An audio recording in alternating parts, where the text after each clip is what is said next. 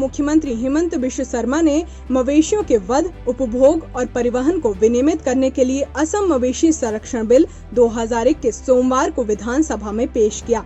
इसके तहत हिंदू, सिख और जैन बहुल इलाकों और धार्मिक स्थलों के 5 किलोमीटर के दायरे में गोमांस बेचने पर प्रतिबंध लगाया गया है।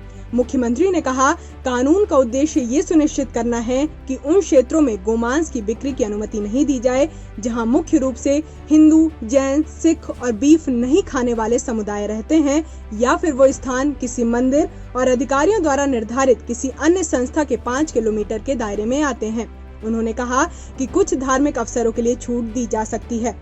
मुख्यमंत्री ने आगे कहा कि एक नया कानून बनाने और पूर्व के असम मवेशी संरक्षण अधिनियम 1950 को निरस्त करने की आवश्यकता थी, जिसमें मवेशियों के वध, उपभोग और परिवहन को विनियमित करने के लिए पर्याप्त कानूनी प्रावधानों का अभाव था। अधिनियमित हो जाने पर कानून किसी व्यक्ति को मवेशियों का वध करने से निषिद्ध करेगा जब तक कि उसने किसी विशेष क्षेत्र के पंजीकृत पशु चिकित्सा अधिकारी द्वारा जारी आवश्यक प्रमाण पत्र प्राप्त नहीं किया हो।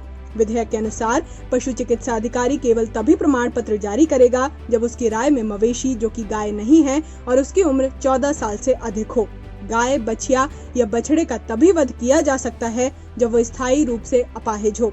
विधेयक के मुताबिक उचित रूप से लाइसेंस प्राप्त या मान्यता प्राप्त बूचड़खानों को मवेशियों को काटने की अनुमति दी जाएगी। यदि अधिकारियों को वैध दस्तावेज उपलब्ध नहीं कराए जाते हैं तो नया कानून राज्य के भीतर या बाहर गोवंश के परिवहन पर रोक लगाएगा। हालांकि एक जिले के भीतर कृषि उद्देश्यों के लिए मवेशियों को ले जाने पर कोई प्रतिबंध नहीं होगा। बिल के कानून बनने पर कोई भी व्यक्ति मवेशियों का वध करने से निषिद्ध करेगा जब तक उसने किसी विशेष क्षेत्र के पंजीकृत पशु चिकित्सा अधिकारी द्वारा जारी आवश्यक प्रमाण पत्र प्राप्त नहीं किया हो।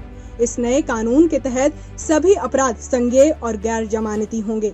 दोषी पाए जाने वाले किसी भी व्यक्ति को कम से कम 3 साल की कैद या 3 लाख रुपए से 5 लाख रुपए तक का जुर्माना या दोनों हो सकता है। अगर कोई दोषी दूसरी बार उसी या संबंधित अपराध का दोषी पाया जाता है तो सजा दोगुनी हो जाएगी।